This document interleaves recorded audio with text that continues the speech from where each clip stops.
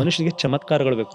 ನಾವು ಬಾಬಾಗಳ ಬಗ್ಗೆ ಎದಕ್ಕೆ ಹೋಗ್ತೀವಿ ಹೇಳಿ, ಅವ್ನು ಹೀಗ್ ಮಾಡ್ಬಿಟ್ಟು ಏನೋ ತೆಗಿತಾನೆ ಮುಂದೆ, ಓ ವಾವ್ ಅಂತೇವೆ, ಇದಿಷ್ಟು ದೊಡ್ಡ ಚಮತ್ಕಾರ ಅಂತೀವಿ ನೋಡಿ. ಒಂದ್ಸರ್ತಿ ನಾವು ಯೋದ್ರ ನನಗೆ ಹಾಸ್ಯಾಸ್ಪದ ಅಂತ ಅನ್ಸುತ್ತೆ, ಈಗ ನಾನು ಹೀಗ್ ಮಾಡ್ಬಿಟ್ಟು ಏನೋ ತೆಗಿತಾನೆ ಅಂತ ತಿಳ್ಕೊಳ್ಳಿ ಗಾಳಿಯಿಂದ ಅಂತ ಮಾಡಿ ಏನೋ ತೋರಿಸ್ತಾನೆ, ಓ ಬಾಬಾಜಿ ಅಪ್ನೆ ಕ್ಯಾ ಕ್ಯಾ ಏನ್ ಮಾಡಿದೀರಾ ಸರ್, ಹೇಗ್ ತೆಗ್ದಿ, ದೊಡ್ಡ ಜಾದು ಅನ್ಸುತ್ತೆ, ಮ್ಯಾಜಿಕ್ ಅನ್ಸ್ತಾ ಇದಲ್ವಾ.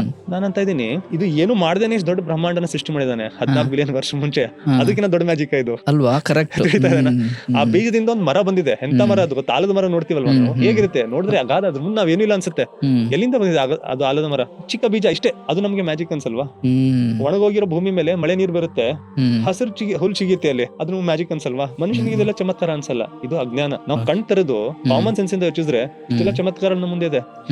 ಆ ಸೂರ್ಯ ಕರೆಕ್ಟ್ ಟೈಮಿಗೆ ಬರ್ತಾನೆ ಹೋಗ್ತಾನೆ. ನೀವು ಬೇಕಾದ್ರೆ ಗೂಗಲ್ ಹಾಕಿ ನೋಡಿ, ಸನ್ರೈಸ್ ಟೈಮ್ ಟುಡೇ ಅಂದ್ರೆ ಹೇಳುತ್ತೆ, ಆ ಟೈಮಿಗೆ ಬರ್ತಾನೆ, ಯಾವ ಟೈಮಿಗೆ ಸೂರ್ಯಾಸ್ತ ಅಂತ ಹೇಳುತ್ತೆ, ಅದೇ ಟೈಮಿಗೆ ಆಗುತ್ತೆ ಸೂರ್ಯಾಸ್ತ ಆಗುತ್ತೆ. ಸೂರ್ಯ ಹುಟ್ಟೋದು ಅಂದ್ರೆ ಸೂರ್ಯ ಹುಟ್ಟೋದಂತೀವಿ ನಾವು, ನಮ್ಗೆ ಕಾಣಿಸ್ತಾನೆ. ಇದೆಲ್ಲ ಮ್ಯಾಥಮೆಟಿಕಲಿ ಎಲ್ಲ ಕ್ಯಾಲ್ಕುಲೇಟೆಡ್ ಇದೆ, ಅದು ನಮ್ ಚಮತ್ಕಾರ ಅನ್ಸಲ್ವಾ. ಸೂರ್ಯಗ್ರಹಣ ಆದಾಗೆ ಅದ್ರ ಟೈಮ್ ಹೇಳ್ತಾರೆ, ಯಾವತ್ತಾಗೋದಿದೆ ಹೇಗೆ ಅಂತ, ಕರೆಕ್ಟ್ ಟೈಮಿಗೆ ಸೂರ್ಯಗ್ರಹಣ ಆಗುತ್ತೆ, ಅದು ನಮ್ ಚಮತ್ಕಾರ ಅನ್ಸಲ್ಲ. ಯಾರೋ ಹೀಗ್ ಮಾಡ್ಬಿಟ್ಟು ತಗೊಂಡಂತ ನಿಮ್ಗೆ ಚಮತ್ಕಾರ ಅನ್ಸುತ್ತಂತೆ. ಯಾರೋ ಎಲ್ಲೋ ಒಂದು ಟೆಂಗ್ ಹೊಡೆದ್ಬಿಟ್ಟು ಅದರಿಂದ ಏನು ನೀರು ಕುಡಿಸಂತೆ ನಿಮ್ಗೆ, ಅದ್ರಲ್ಲಿ ಕೆಂಪು ಕಲರ್ ಬಂತಂತೆ, ಅದು ನಮ್ ಚಮತ್ಕಾರ ಅನ್ಸುತ್ತೆ. ಸೊ ಇವೆಲ್ಲ ನಮ್ಮ ಚಮತ್ಕಾರ ಅನ್ಸುತ್ತೆ. ಈ ಸೃಷ್ಟಿಯ ಅಗಾಧತೆ ನೋಡಿದ್ರೆ ನಮ್ಗೆ ಚಮತ್ಕಾರ ಅನ್ಸ್ತಾ ಅಂದ್ರೆ ನಮ್ಗಿಂತ ದೊಡ್ಡ ಪೆದ್ರು ಯಾರು ಇಲ್ಲ. ಕಂಡ್ಬಿಟ್ಟು ನೋಡ್ಬೇಕು. ನಾವು ಹೊರಗೆ ಹೋಗ್ಬಿಟ್ಟು ನೋಡೋದಿಲ್ಲ, ಇಲ್ಲೆಲ್ಲೂ ಈಗ ನೋಡಿ ಸ್ಟುಡಿಯೋದಲ್ಲಿ ಇದ್ದೀವಿ, ಒಂದ್ ಗಿಡ ಮರ ಇಲ್ಲ ಅಂತಾನೆ ತಿಳ್ಕೊಳ್ಳಿ. ನಮ್ಮ ಚರ್ಮದ ಒಂದು ನಾವು ಅನಲೈಸ್ ಮಾಡಿದ್ರೆ, ಅಬ್ಸರ್ವ್ ಮಾಡಿದ್ರೆ, ಹೇಗ್ ಭಗವಂತ ಮಾಡಿದ್ದಾನೆ, ನಮ್ಮ ಕಣ್ಣುಗಳನ್ನ ಹೇಗೆ ಮಾಡಿದ್ದಾನೆ, ಎಲ್ಲ ಕ್ಯಾಮ್ರಾಗಳಲ್ಲಿ ಇವೆ, ಅದ್ರ ರೆಸಲ್ಯೂಷನ್ ಏನೋ ಇರ್ಬೋದು, ಆದ್ರೆ ಇದನ್ನ ಬೀಟ್ ಮಾಡಕ್ ಸಾಧ್ಯ ಇಲ್ಲ. ಇದು ಹೋಗ್ಬಿಟ್ರೆ ಆ ಕ್ಯಾಮ್ರಾನಲ್ಲಿ ಕೂತ್ಕೊಳ್ಳೋಕೆ ಸಾಧ್ಯ ಇಲ್ಲ. ಎಂತದ್ ಎಷ್ಟೇ ದುಡ್ಡು ಇರ್ಲಿ ಅವನಿಗೆ, ಈ ಕಣ್ಣು ಹೋದ್ರೆ ಇಂಥದೊಂದು ಕಣ್ಣಿನ ರಿಪ್ಲೇಸ್ಮೆಂಟ್ ಅವನಿಗೆ ಮತ್ತೆ ಸಿಗಲ್ಲ. ಬೇರೆ ಮನುಷ್ಯನ್ ಕಣ್ಣು ಹಚ್ತಾರೇನೋ ಗೊತ್ತಿಲ್ಲ ನನಗೆ, ಆದ್ರೆ ಬೇರೆ ಕ್ಯಾಮ್ರಾ ಅದನ್ನ ರಿಪ್ಲೇಸ್ ಮಾಡಕ್ ಸಾಧ್ಯ ಇಲ್ಲ. ಅದು ಬಿಡಿ, ಒಂದ್ ಹಲ್ಲು ಹೋಗುತ್ತೆ ನೋಡಿ, ಯಾಕಂದ್ರೆ ನಾನು ಕೂಡ್ಸ್ಕೊಂಡಿದ್ದೀನಿ, ಒಂದ್ ಹಲ್ಲು ಹೋದ್ರೆ ಇನ್ನೊಂದ್ ಫೇಕ್ ಹಲ್ಲು ಹಚ್ತಾರೆ ನಿಮ್ಗೆ, ಆ ಹಲ್ಲು ಕೂಡ ಆ ಹಲ್ಲು ಆಗಕ್ ಸಾಧ್ಯ ಇಲ್ಲ. ಸೊ ಇವೆಲ್ಲ ಹೇಗ್ ಬಂದು ನಮಗೆ ಇಷ್ಟೆಲ್ಲ ನಾವು ನೋಡ್ಬಿಟ್ರೆ ನಮ್ಮಷ್ಟಕ್ಕೆ ನಾವು ನೋಡ್ಕೊಂಡ್ರೆ ನಮ್ಗೆ ಗೊತ್ತಾಗುತ್ತೆ ಸೃಷ್ಟಿ ಮಾಡಿದ್ರೆ ಎಷ್ಟು ಬ್ಯೂಟಿಫುಲ್ ಆಗಿ ಮಾಡಿದಾನಂತೆ. ಅವ್ನ ಮುಂದೆ ನಾವು ಅವ್ನ ಬಗ್ಗೆ ಯೋಚಿಸ್ಬಿಟ್ಟು ನಾವು ಅವನಿಗೆ ಕೃತಜ್ಞತೆಯ ಭಾವ ಬಂದಿಲ್ಲ ಅಂದ್ರೆ ನಾವು ನಮ್ಗಿಂತ ದೊಡ್ಡ ಪೆದ್ರು ಯಾರು ಇಲ್ಲ. ಕೃತಜ್ಞತೆ ಭಾವ ತುಂಬಾ ಒಳ್ಳೇದು ಅಂತೀರಾ? ಕೃತಜ್ಞತೆಯ ಭಾವ ಯಾರಲ್ಲಿ ಇರುತ್ತೋ ಅವನಿಗೆ ಜೀವನದಲ್ಲಿ ತೊಂದರೆಗಳು ಕೂಡ ಅಷ್ಟೇ ಕಡಿಮೆ ಇರುತ್ತೆ. ಅಂದ್ರೆ ತೊಂದರೆ ಬಂದ್ರು ಕೂಡ, ಸಂಕಷ್ಟಗಳು ಬಂದ್ರು ಕೂಡ ಅವನಿಗೆ ಟೆನ್ಷನ್ ಅನ್ನೋದಿರಲ್ಲ. ಯಾಕಂದ್ರೆ ಅವ್ನಿಗೆ ಏನಿರುತ್ತೆ, ಇದೆಲ್ಲವೂ ಒಂದು ಕಾರಣದಿಂದ ಆಗ್ತಾ ಇದೆ ಅಂತ.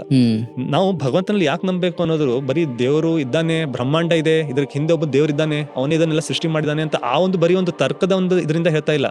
ದೇವ್ರನ್ನ ಯಾವಾಗ ನಾವು ನಂಬ್ತೀವೋ, ನಂಬೋಕಿನ ಜಾಸ್ತಿ ಅರಿತೀವೋ, ಅರಿತು ಬಿಟ್ಟು ನಂಬ್ತೀವೋ, ಅವಾಗ ಜೀವನಕ್ಕೊಂದು ಉದ್ದೇಶ ಸಿಗುತ್ತೆ, ಒಂದು ಪರ್ಪಸ್ ಸಿಗುತ್ತೆ. ನನ್ನ ಜೊತೆ ಏನ್ ಕಷ್ಟ ಬಂದ್ರು ಕೂಡ ಆ ಕಷ್ಟ ಏನೋ ಒಂದು ರೀಸನ್ ಇಂದ ಬಂದಿದೆ, ಇದು ನನ್ನನ್ನ ಉತ್ತಮನಾದ ಮನುಷ್ಯನ ಮಾಡ್ಲಿಕ್ಕಾಗಿ ಬಂದಿದೆ, ಆ ದೇವ್ರು ನನ್ನ ಟೆಸ್ಟ್ ಮಾಡ್ತಾ ಇದ್ದಾನೆ, ನನಗೆ ಅಳತೆ ಮಾಡಿ ನೋಡ್ತಾ ಇದ್ದಾನೆ, ನನ್ನ ನಂಬಿಕೆ ಸ್ಟ್ರಾಂಗ್ ಆಗಿದೆನೋ ಇಲ್ವೋ ಅಂತ. ಅಂದ್ರೆ ಪಾಸಿಟಿವ್ ಆಗಿ ತಗೊಳ್ತೀವಿ. ಸಂಕಷ್ಟಗಳು ಬರ್ತವೆ, ಇಲ್ಲ ಅಂತ ಇಲ್ಲ, ಕಷ್ಟಗಳು ಬರ್ತವೆ, ತೊಂದರೆಗಳು ಬರ್ತವೆ, ಆದ್ರೆ ಟೆನ್ಷನ್ ಬರೋದಿಲ್ಲ.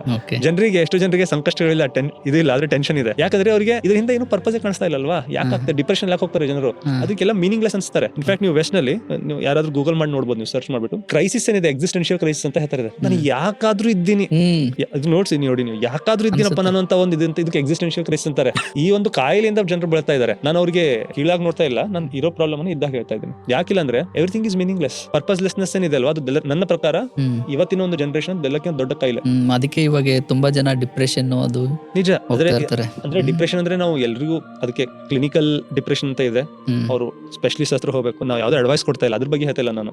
ಆದ್ರೆ ಇದು ಹುಟ್ಟೋದೆಲ್ಲಿ, ನಮ್ಮ ಜೀವನಕ್ಕೆ ಯಾವಾಗ ಅರ್ಥ ಇಲ್ವೋ ಅವಾಗ ಇದೆಲ್ಲ ಶುರು ಆಗುತ್ತೆ. ಯಾವಾಗ ನಿಮ್ ಜೀವನಕ್ಕೆ ಒಂದು ಅರ್ಥ ಇದೆನೋ, ನೀವು ಕೃತಜ್ಞ ಭಾವ ಇದೆನೋ, ನೀವೆಲ್ಲವನ್ನ ಪಾಸಿಟಿವ್ ಆಗಿ ನೋಡ್ತೀರಾ. ನಿಮ್ ಹತ್ರ ಕುಡಿಯೋಕೆ ಇದೊಂದು ಟೀ ಇದೆ ಅಂದ್ರೆ ನೀವು ಕೃತಜ್ಞತೆ ಭಾವದಿಂದ ನೋಡ್ತೀರಾ. ನನಗೆ ಇದು ಸಿಕ್ಕಿದೆ, ಎಷ್ಟು ಜನರಿಗೆ ಇದು ಸಿಗ್ತಾ ಇಲ್ಲ, ನನಗೆ ಇದು ಶರ್ಟ್ ಹಾಕೋಕ್ ಸಿಗ್ತಾ ಇದೆ, ಇದ್ರದ್ದು ಎಷ್ಟು ದುಡ್ಡಿದೆ ಅಲ್ವಾ, ಅಷ್ಟು ದುಡ್ಡದಲ್ಲಿ ಎಷ್ಟೋ ಜನ ಊಟ ಮಾಡ್ತಾರೆ ಒಂದ್ ತಿಂಗಳು, ಆ ಕೃತಜ್ಞತೆ ಭಾವ ಬರುತ್ತೆ. ಇಲ್ಲ ಅಂದ್ರೆ ನಾನು ಇದು ಬಿಟ್ಬಿಡಿ ಅರ್ಮಾನಿ ಸೂಟ್ ಹಾಕೊಂಡ್ಬಿಟ್ಟು ಕೃತಜ್ಞತೆ ಭಾವ ಬರೋದಿಲ್ಲ, ನನಗೆ ಎಂದು ಸಂತುಷ್ಟಿ ಅನ್ನೋದಿಲ್ಲ ಜೀವನದಲ್ಲಿ. ದೇವರಲ್ಲಿರುವ ಅವನ ಬಗ್ಗೆ ಅರಿವು, ಅವನಲ್ಲಿರುವ ನಂಬಿಕೆ, ಅವನ ಬಗ್ಗೆ ಇರುವ ಕೃತಜ್ಞತೆಯ ಭಾವ ಮನುಷ್ಯನಿಗೆ ಎಲ್ಲವನ್ನು ಸಕಾರಾತ್ಮಕವಾಗಿ ನೋಡೋದ್ರಲ್ಲಿ ಮತ್ತೆ ಸಕಾರಾತ್ಮಕವಾಗಿ ತಗೋದ್ರಲ್ಲಿ ತುಂಬಾ ಹೆಲ್ಪ್ ಮಾಡುತ್ತೆ. ಇದರಿಂದ ಅವನ ಜೀವನ ಕೂಡ ತುಂಬಾ ಸುಗಮವಾಗುತ್ತೆ. ಸುಗಮ ಅಂದ್ರೆ ಕಷ್ಟ ಬರೋದಿಲ್ಲ ಅಂತಲ್ಲ, ಕಷ್ಟ ಇರುತ್ತೆ, ಆದ್ರೆ ಅದರ ಬೇಸರ ಇರಲ್ಲ, ಟೆನ್ಷನ್ ಇರಲ್ಲ.